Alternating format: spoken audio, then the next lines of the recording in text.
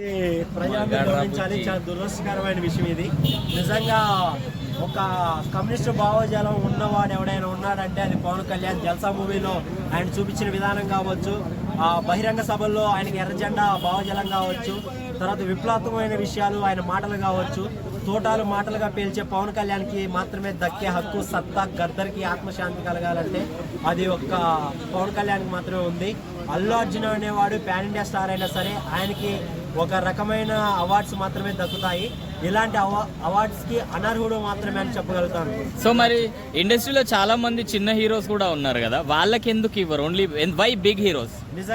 నిజంగా మనం చాలా హెల్ప్ చేయాలి. ఇండియన్ సైకాలజీ చేయి పట్టి పైకి లాగాలనే సైకాలజీ నేను చాలా నమ్ముతాను.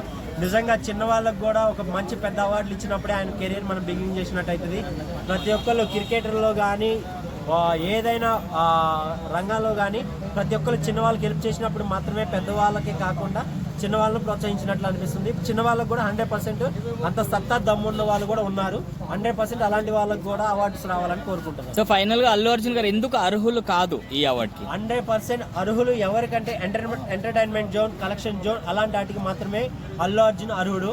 విప్లవాత్మకమైన విషయాలు, సామాజికంలో మార్పుల విషయాలు, ఒక రకమైన రాజకీయ అవార్డ్స్ ఎవరికైనా దక్కాలంటే దానికి సూటబుల్ మనిషి ఎవరైనా ఉన్నారంటే, ప్రజలకు హెల్ప్ చేసే మనిషి ఎవరైనా ఉన్నాడంటే రాజకీయంగా ప్రతి మగాడు దేవుడు పవన్ కళ్యాణ్ గారికి మాత్రమే ఈ అవార్డు అందాలని కోరుకుంటున్నాను.